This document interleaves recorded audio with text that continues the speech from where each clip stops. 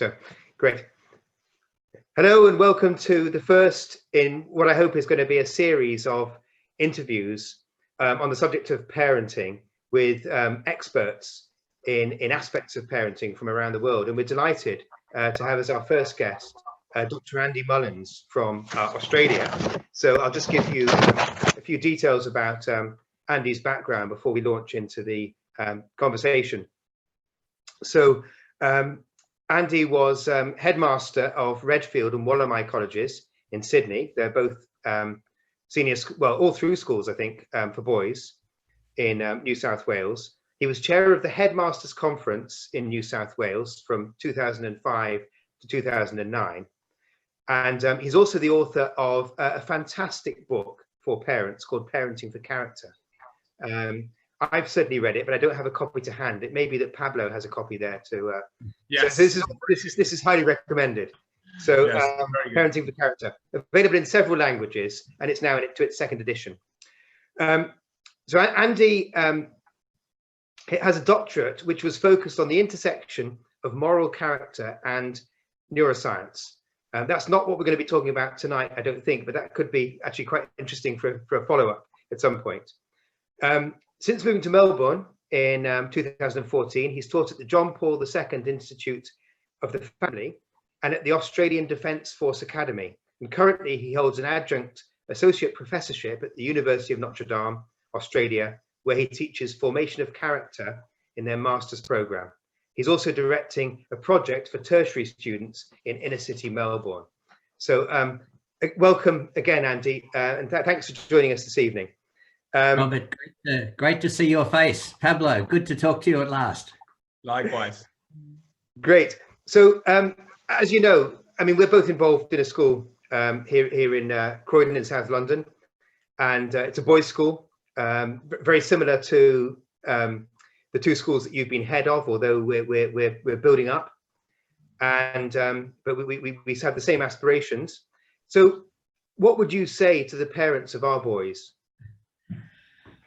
I suppose the first thing I'd say is you've got a beautiful school. I had the privilege to visit the Cedars last year in October after the family conference in London that I gave some words to, and it's what a wonderful setting you've got there.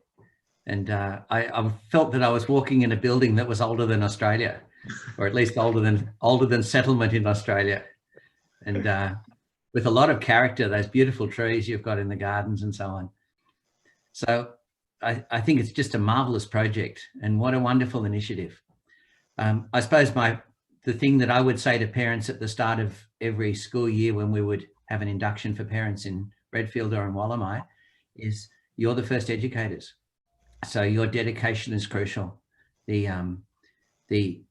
school can't do what you're not doing, in a sense. You need to lead from the front, and that means, first of all, being, as much as possible, being united as a couple, because these schools that you've started there, the schools that we have in Australia, they are really founded on the idea that parents are key and that the school can do everything that it can to back you up, but in the end, your task is crucial.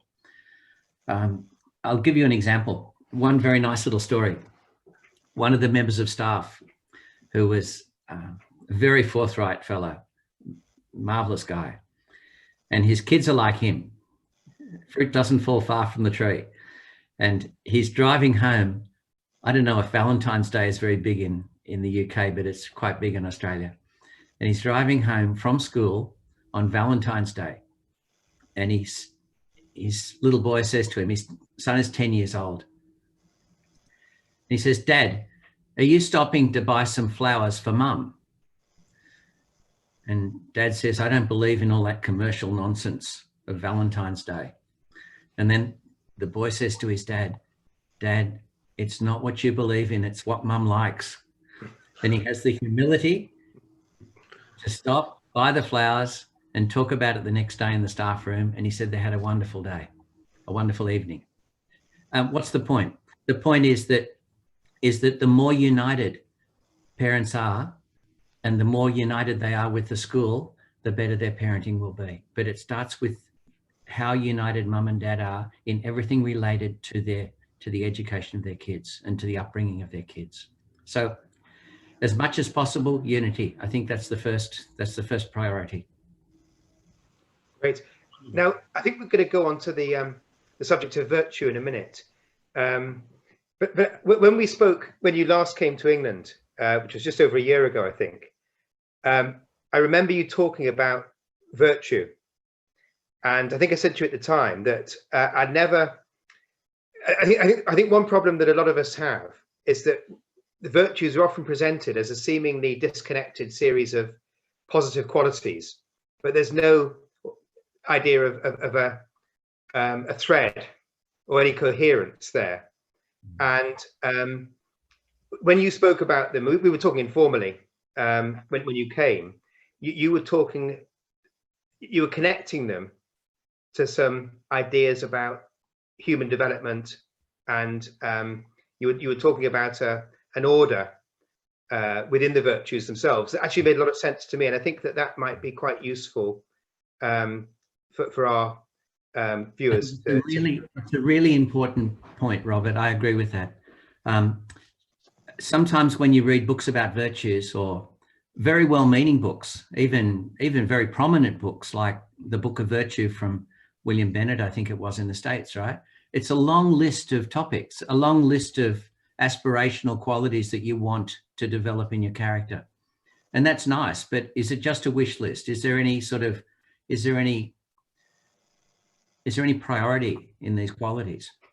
And if you go back to the source of where Western civilization got onto the idea of virtue, it comes from the ancient Greeks. It comes from Socrates and Plato, and Aristotle wrote about it very comprehensively in one of his a book we now know as the Nicomachean Ethics.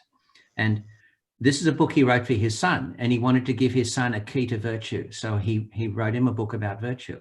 But the key is, one, that virtues are good habits. They're not just nice attitudes. We all have the value of getting up in the morning, but sometimes we lie in bed. You know, you need the habit of getting up, not just the desire to get up. So there's something deeper than just things in our head, intentions. But also, once the notion of virtue was developed in Western civilization, particularly by the Christian thinkers of Augustine and Aquinas particularly, what it did was completely lock in with a psychology of the human being that makes every sense. So we talk about the 4 cardinal virtues, and that dates from Socrates and Plato. But 2 of the cardinal virtues, temperance and fortitude, are about managing our emotional life. So, and if you even go to a book today about psychology, and you'll read that pain and pleasure are key motivations in a person's life, right? And that we seek pleasure and we try to avoid pain. That's sort of this simplistic idea. Well, Aristotle went far further than that. He said, look, the crucial thing is that we're prepared to only seek pleasure to the extent it's good for us, because too many cream buns are bad for us. It's really important that we make sure that we are able to put up with difficulties for a good reason. So we need to be able to sit down and study and put in hours, if you're a student, for example. And parenting brings all of its challenges as well, right? No problem. Getting up in the middle of the night, that requires fortitude. If we can manage our emotional life, if we can choose our pleasures wisely, if we can put up with difficulties for a good reason, if we can manage those 2, if we have developed those dispositions in our character, then we can think clearly. And that's the other 2 cardinal virtues. We can exercise prudence, which is the capacity to recognize what's real and true, have a conscience that tells us what's right and wrong, and be able to set the right priorities and goals for ourselves. That's prudence. But justice is, sometimes we think of justice as paying our taxes. And I mean, that's a little aspect of justice, but in the thinking of Aquinas, justice is not just some isolated things that we do occasionally. Aquinas says that justice is the virtue that we exercise every time that we make a choice. And what's crucial, therefore, we might mute it, I think, actually. We'll mute. Yeah, thank you very much. Pablo, I'll mute. If you could mute, and then we'll... And justice is not just a virtue that we exercise occasionally, but justice has to be exercised in every single action. That every single thing that we do, we have to think, how does this impact on others? Otherwise, we become very self-centered and self-indulgent. Why have we got this crisis in our society of, in a sense, of self-centered behaviors in all of us, but particularly in young people and young adults? What's the reason? Because I think we're forgetting that justice and a genuine love for others has to permeate everything we do. So that's the rationale. That's great, Andy. Thank you.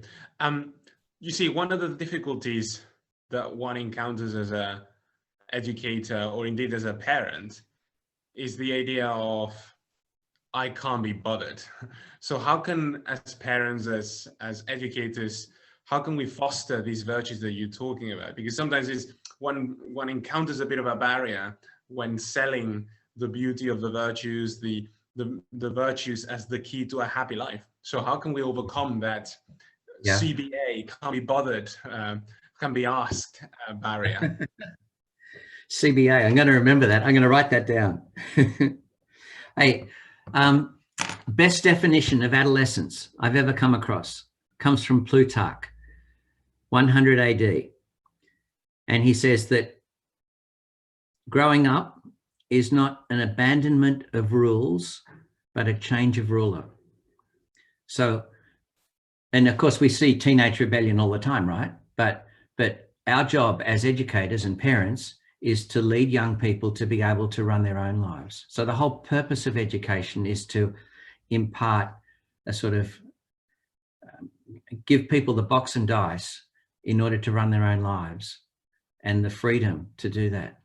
If we overmanage children, if we don't let them, if we don't train them, if you like, when they're young to make their own decisions and to think through how those decisions have impacted on themselves and others, then we're letting them down. There's a wonderful... Yeah. Sorry, Andy, go on. No, it's just that I think that's fascinating in the sense of, I was just going to ask you, how can we do that? Because that's the $1 million question, isn't it? So this means, you know, if that's the task, then I was going out to give a parenting talk years ago, and I asked the guy who was the bursar at Redfield, quick, give me a one-liner I can use. And he said, the more you love, because he's a father of 9 kids, right? And he said, the more you love your kids, the less you do for them. Whoa, what's that mean?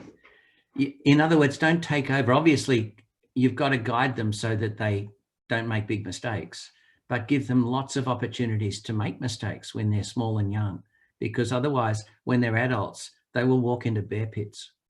I mean, it's a really big issue. Martin Seligman says children have to fail.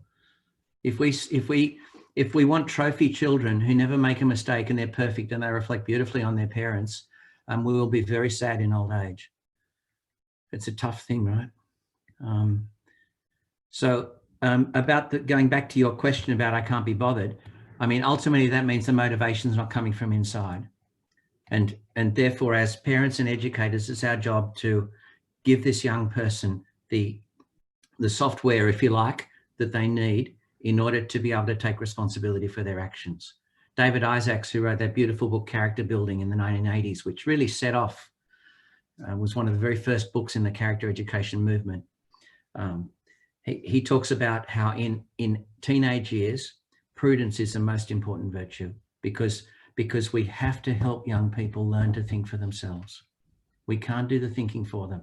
And that doesn't start when they're 15 or 16. I mean, you know, there's a very celebrated case in Australia of a poor young girl called Anna Wood, who was 13 or 14 and took an ecstasy pill and died, right? The first one she'd ever taken. Kids, when they're 13 and 14 in our society, are making choices at times which change their lives. So that means that really mum and dad must be giving young people the chance to make responsible decisions when they're much younger, and then debrief afterwards and make sure that, you know, that they're not going to make big mistakes. But we can't be helicopter parents or helicopter educators who are always hovering and not letting children think for themselves and make mistakes. Big issue.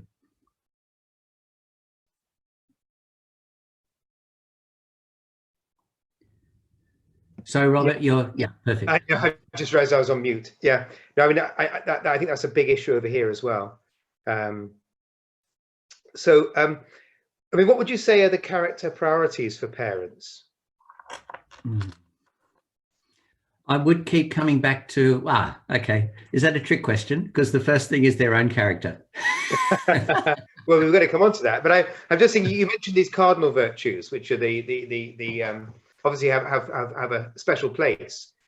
Yeah. But is there any advice you can give? Good. This is really good. Yeah.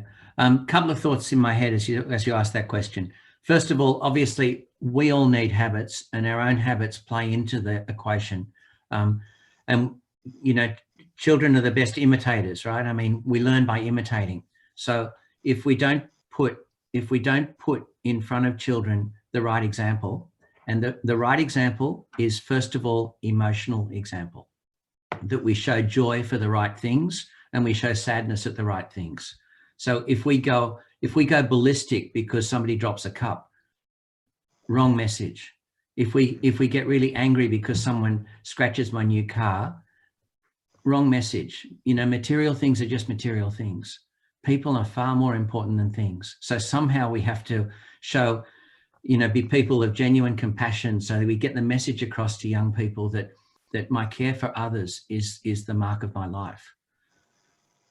We have to get the message across that that work is the service that is implied in work every day is going to bring joy to my life. So we should be as joyful on Monday morning when we're going to work as on Friday afternoon when we come home for the weekend.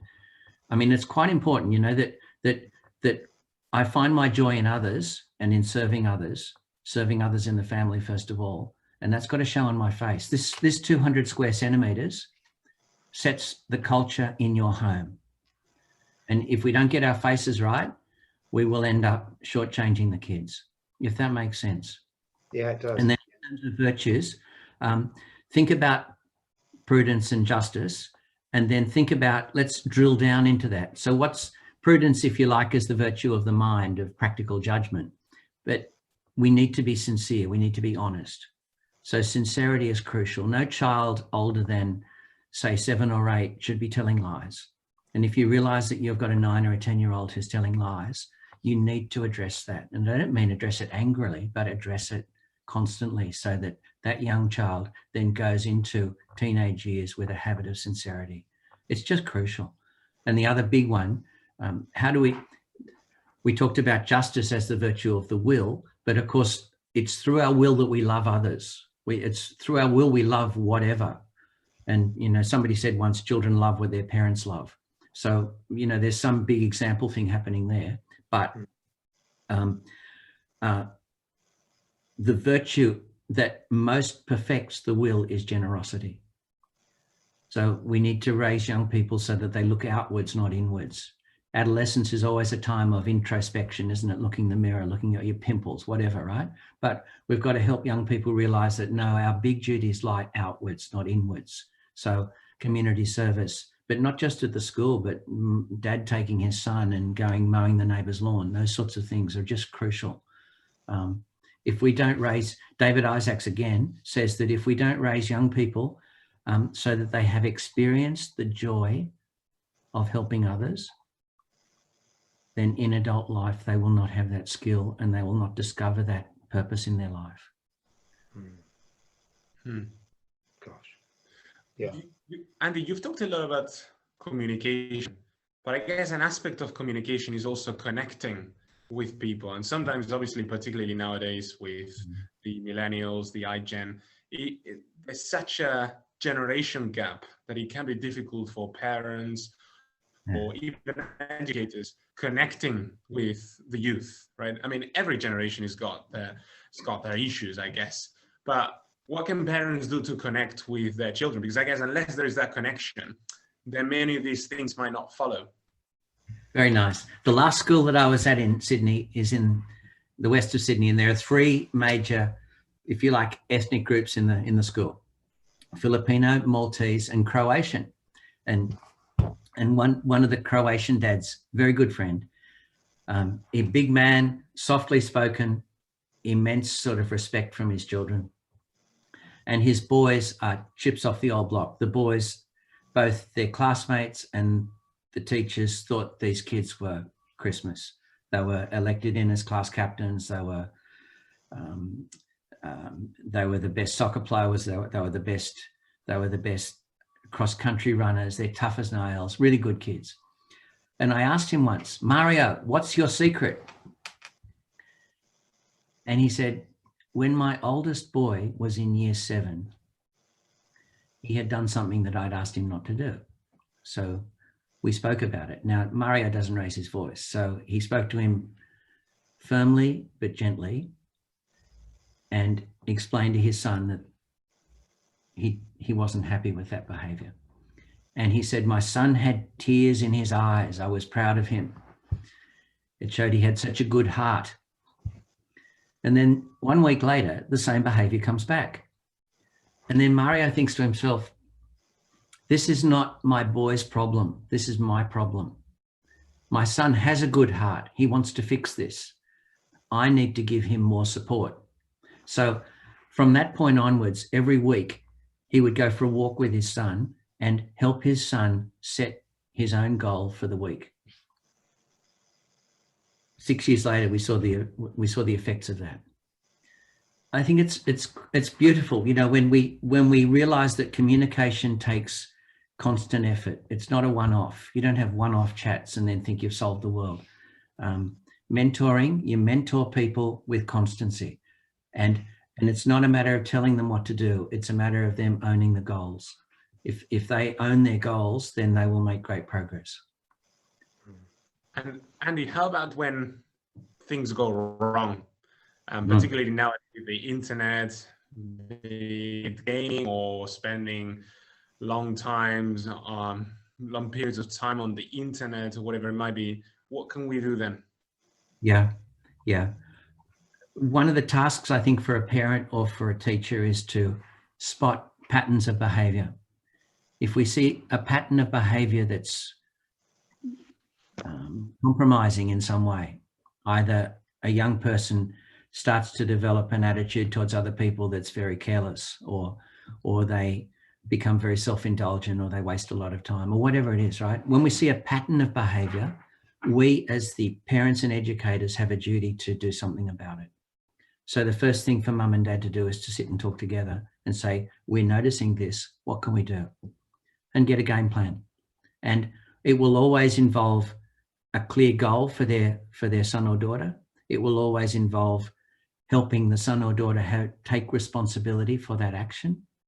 So if for example, a person becomes addicted to gaming, but not to the point that they need professional intervention, but they're just spending too long on games, then mum or dad needs to sit down with their son or daughter and they need to say, listen, this is not good for you.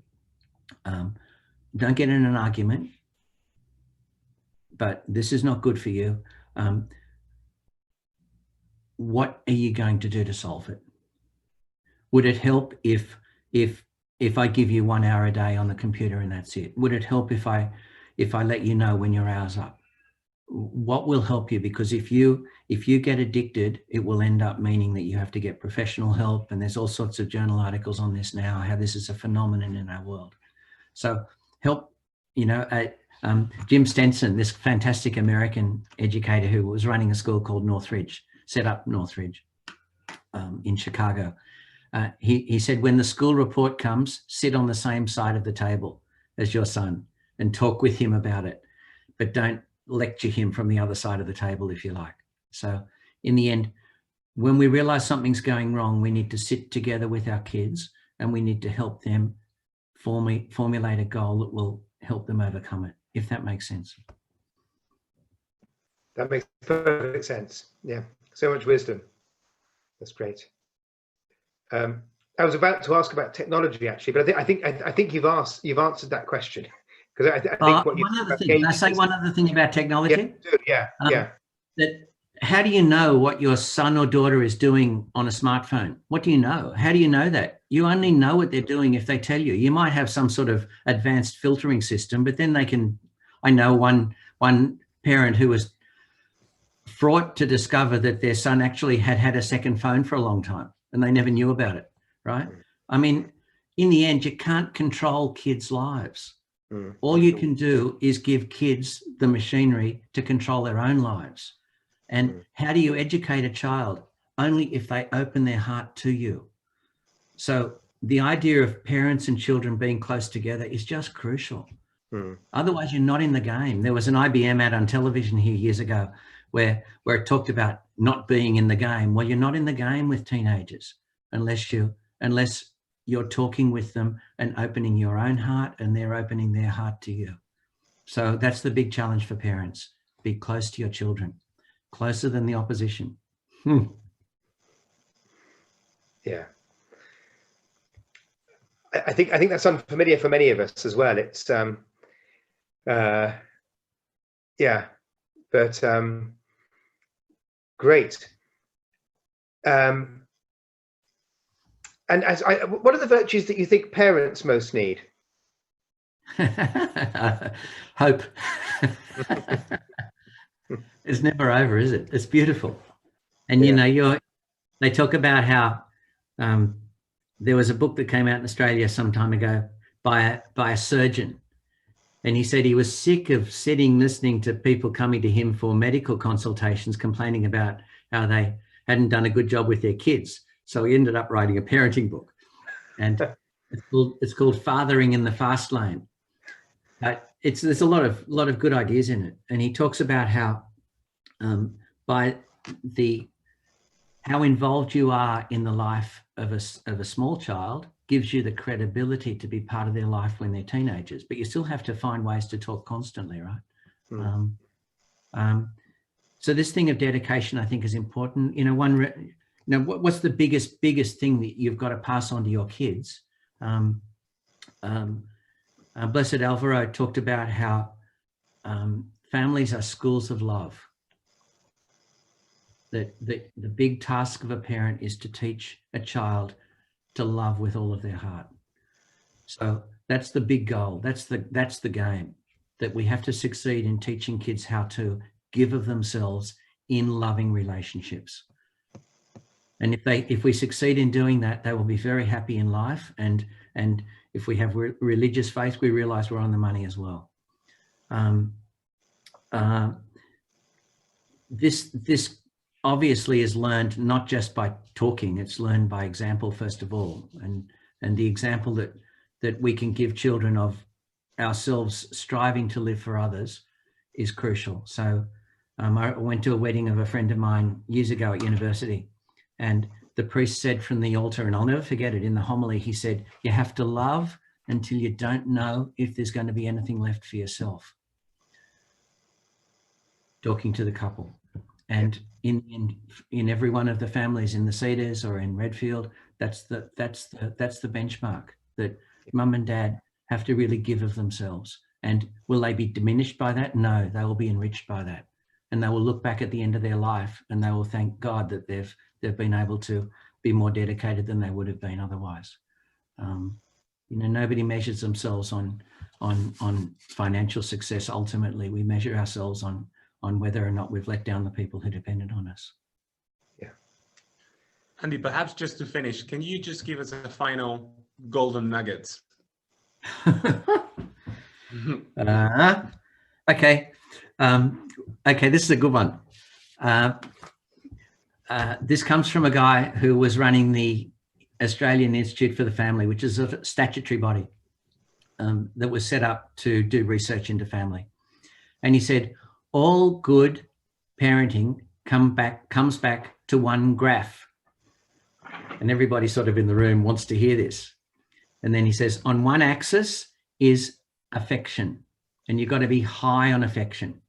And on the other axis is challenge, and you've got to be high on challenge. So on that graph, you've got to be up here somewhere. You've got to be high on affection and high on challenge, high on demand, high on expectations. Why? If you're high on affection, but there's no challenge or demand, then the kids won't be life ready. If you're high on demand, but there's no affection, then you'll drive your kids away. You've got to be high on both. In fact, St. Josemaria talked about how, he put it in Spanish, he said, demand through affection, that you've got to link the two. And he said, anything that you ask of a child with affection, if you do it with genuine affection, you'll bring that child with you. But, you know, I think too often, you know, what's a mistake of parents when they think they're losing it? They start to dictate. They start to take control. They start to tell their kids what to do without affection, and that's disastrous. It doesn't work. So there's a big challenge there. One last story. You got time, Robert? We just got time for one more. Yeah. One last story. Affection. This is about affection and how affection's crucial, right? This comes from one of the teachers at Redfield. Again, a sizable family, but the older boys, who are fantastic kids, had actually taught some very ripe language to the 4-year-old. And the 4-year-old had been given time out for using the F word, oh dear. And he comes down when his mother's preparing dinner after he's done his time out. And he says to his mum, Mum, I don't want to live in this family anymore because I can't say, and he says the word again, whenever I feel like it. Mum's not fazed. She just says, oh, mate, where are you going to live? And the little boy says, it's okay, you guys are going to have to move out. And then she says, but mate, what are you going to eat? And then again, he thinks about it and he says, it's okay, I'll take a banana from the bowl. So she's tried reasons. Reasons are not cutting it. So then she plays her ace and she says, oh, mate, who's going to give you cuddles? And he goes all Charlie Brown wrinkly and goes, oh, I think I've made a mistake. That's a great note to finish on. Affection. That's great. Well, thank you very much for joining us, Andy. Good on you, Robert. Pablo, good on you. Good to talk finally. Yes. Lots to think about. So I'm just going to stop this now. Thank you. Thank you, Andy. Thank you.